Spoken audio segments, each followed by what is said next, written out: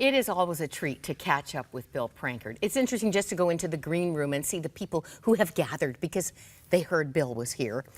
Bill's here with a new member of the Bill Prankard Evangelistic Association. Welcome, Luke Price. Thank you. You are Associate Evangelist, team member from Ottawa, but originally from? Grew up in Kincardine, Ontario. Oh, right. And you are making waves. Actually, you're both so traveled. You've been everywhere, men. Yeah. And you've been seeing things we have not been hearing about. Yeah, well, it's amazing, and we're so glad to be back here at Crossroads and on 100 Huntley Street. Yeah, I've known Luke for many years now. He came to Ottawa to go to university, came to our church, as he said, got addicted, and then he's become my spiritual son, and Gwen and I have adopted him. He's been traveling with us, but you know, it was 41 years ago God gave me a vision for Canada. And we've been believing for revival ever since in Canada. And what excites me is we're closer now to seeing it happen. I mean, what we're seeing right now, from sea to sea to sea, is what I saw in a vision 41 years ago. And so Luke and I are spending our time, 2 generations, walking together, ministering together, going from sea to sea, asking people to stand on guard for Canada, do more than sing it, actually stand up and do something. And we're training people to how to heal the sick and how to minister and leaving an army of people across the nation. But then, of course, you know, you can't, the vision of Canada is he shall have dominion from sea to sea and from the river to the ends of the earth.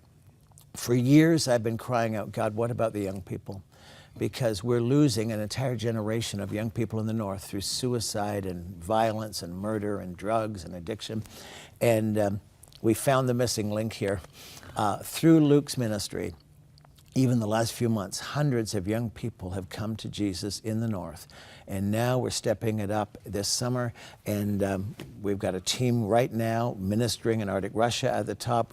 He's leaving this Thursday for Repulse Bay, the Arctic Circle. And then he's coming back, and then we're going on a trip. So this is Canada's time, and it's the time to see the North saved and suicide stopped. 30 times the greater incidence. Young people in the North, in the Arctic, are 30 times more likely to commit suicide than their peers in the South. Yeah. And what I'm reading is that they need young role models. And Luke, you've stepped into that gap. Yeah. And maybe not surprisingly, you can really identify with their despair and hopelessness. Tell us your story. Well, when I was 18 years old, I reached a point where I was just so broken and I felt like my life had no purpose. I'd tried everything the world had to offer to try and fill the emptiness inside of me. I tried drugs, I tried alcohol, I tried relationships with women, and nothing could fill the emptiness inside. And I just felt there was no purpose to my life. And so at the age of 18, I just decided I couldn't do it anymore. And so I attempted to take my own life. I took an overdose of pills, and on my bathroom floor, I was about to die, and in that moment I had an encounter with God that changed my life. He spoke to me and he said it doesn't have to end this way. He told me that he loved me. He told me that there was a purpose for my life, that he'd created me for a reason. And in that moment, my life was completely changed around. He healed me in that moment. I shouldn't even be alive. I shouldn't be here today, and yet God healed me. But what was bigger was he healed my heart. He healed all of that pain and brokenness and emptiness that I was carrying and gave me such a sense of purpose. And so when I first heard about the issue up north with suicide, about this epidemic of suicide, I knew I had to go. I knew I had to do everything I could. I knew I had to help because I knew what God had done in my life, he wants to do in the life of every single young person in the North. Wonderful. Strongholds are coming down. Well, they really are. And, you know, I think the young people in the North feel they're isolated, they're all alone, nobody else understands. When they hear Luke's story, they say, well, we're not alone, we're not the only ones. And when they hear that an encounter with God changed everything, they want an encounter with God. And I have watched as in community after community, the altars have been lined with young people, pouring their hearts out to him, wanting him to pray with them, and giving hope and digging in their heels and saying, we're going to change this. So it's a great beginning. I said as I watched our documentary, Home and Native Land, I couldn't talk about it for 2 days because it just, the brokenness is so deep, so entrenched. I'm just thrilled about this news. You're going to Repulse Bay on Thursday. What is the amazing thing that is going to happen in Repulse Bay, Nunavut? Well, we've been traveling to a lot of different communities, and we've seen so many young people touched and changed. But the fact is, there are still a lot of young people in the North who have issues with addiction and who are killing themselves. And so we just said to ourselves, we have to do more. And so what we're doing in Repulse Bay, we're going to build a training and equipping center where we can bring young people from all over the North, where we can pour into them and then send them back into their community, where they can be a beacon of hope to the young people in that community and do what we could never do, be more effective and be there around the clock all year long. Now, our Director of Crossroads Relief and Development, Dave Shelley, came to my office yesterday, and I was thrilled that we are going to partner with you. We want to be part of it. This is so amazing. Crossroads is sending Luke to Repulse Bay. They're paying his airfare this week to go. And that encourages both of us so much that your ministry believes in what we're doing. You're standing with us. And there it is, Repulse Bay. That's at the top of Hudson's Bay. It's right on the Arctic Circle. You get off the plane, you walk out of the little building, and there's a monument that says, this is the Arctic Circle. And what a great place. It's an amazing place. We were there a few months ago. It was 55 below. It'll be a little warmer now when he goes.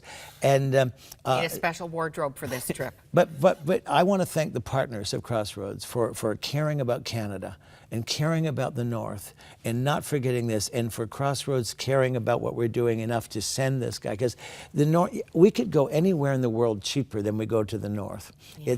Every airfare is thousands and thousands of dollars. Everything we do is more, but we're so encouraged by this, what's happened with partnering together, and you'll be getting great reports back, because you know, the government has put hundreds of millions of dollars into stopping suicide, and it hasn't worked because of the spiritual element. And many of the leaders of Nunavut, they're calling us and saying, can you and Luke come to these communities? Can you help? Can you give hope? We've talked to leaders. Can you come and give hope? Our answer is yes, we can. And we shall, and we are. And with the spiritual element, and people like Dr. Grant Mullen and others who are partnering with us, he's going to be with us in Repulse, helping to train these people. So this is a full deal here. And we are serious. We believe, and Luke came to me one day, he said, we will stop, not slow down, we will stop suicide in the North. And God's big enough to do that, because we're declaring Canada is going to be saved, and Canada is going to be turned around. Well, the North has to be. The North has to be. Well, and you're certainly broadening your scope. As I said at the beginning of the program, you're taking in that whole Arctic Circle, including Russia. Well, you know, the ends of the earth. We got a map here. Oh, great. Speak Yeah, to okay. it, Bill, just so people there are it not is. making this up. See me? Are you there? Are you in that Yeah, I'm shot? the little red dot there. Oh, these people in that area, many of them are nomadic. They still travel with the reindeer herds, live in tents. I've had my wife Gwen out in tents with the people when it's been 60 below. She traveled right here in the she traveled with me in a tank 46 hours without heat, bouncing around the tundra to get to a community in Arctic Russia. Now I understand that hasn't heard the gospel, so just fearless, the two of you, the three of you. You came within an inch of your life recently. We just set this video up. It was less than an inch, actually. I thought we were going to die. But I've said I would rather give my life doing what God tells us to do than sit at home. But when you actually think you're giving your life, you think, oh, wow. Yeah, our tank went through the ice, my last trip, and our compartment was submerged under the water. We could see the water up at the top. It started seeping in. I thought, this is it. But I'll break the suspense. We lived, we got out, and you got video of it. We got video of it. And the fact is, we had just reached a community that had never heard the gospel. That's part of the ends of the earth. We have to do it. We have to be praying for you a lot. I haven't seen this, so. Okay. Let's go to Russia. Well, we have just found out once again why this is called Extreme Missions. Our tank was down in the little river. The water was up over the windows, up to the top of the door. It took 2 other tanks to get it out. The other tank was stuck, and we weren't sure if that was going to get out. It took 2 tanks to get that out. And at this point, we're all okay. I mean, we're all okay. The tanks are all out. 3 of them now are going way up the bank and going to cross up there. It seems easier. And so then we continue on. But once again, whatever it takes to reach the people, that's what we do.